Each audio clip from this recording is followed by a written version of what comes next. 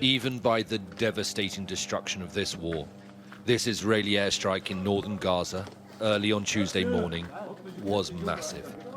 It hit an apartment block in Beit Lahir, close to the Israeli border. The health ministry in Gaza said that at least 90 were killed.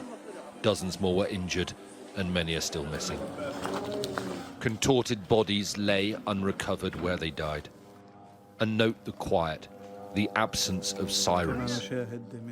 Ambulances and rescue workers struggled to get access.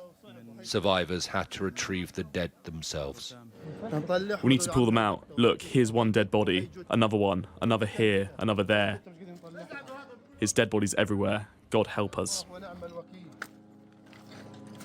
If it is even possible, life in Gaza could be about to get more miserable. The Israeli parliament has voted to ban UNRWA, the UN agency which provides basic services like education and healthcare to Palestinians, not just in Gaza, but in East Jerusalem and the occupied West Bank too. The humanitarian operation in Gaza, if that unravels, that is a disaster within a series of disasters and just doesn't bear thinking about, because we're in a situation where we are the backbone of the aid operation. Israel has repeatedly claimed that UNRWA is a front for Hamas in Gaza. Most international countries disagree. Sharon Haskell is one of the Israeli politicians who brought the bills against UNRWA to the Israeli parliament.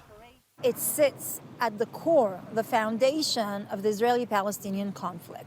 If that is not changed, our reality, our future for Israelis and for Palestinians is not going to change. It's only going to turn out every few years another round of violence, another few years another round of violence.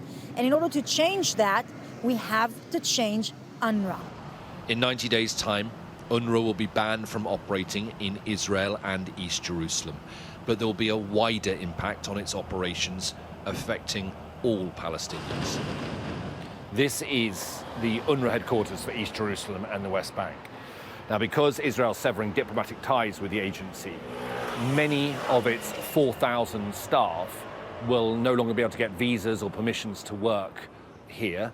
This compound will have to close in 90 days' time, and they won't be able to coordinate with Israeli authorities to provide services to millions of Palestinians in occupied East Jerusalem and the West Bank.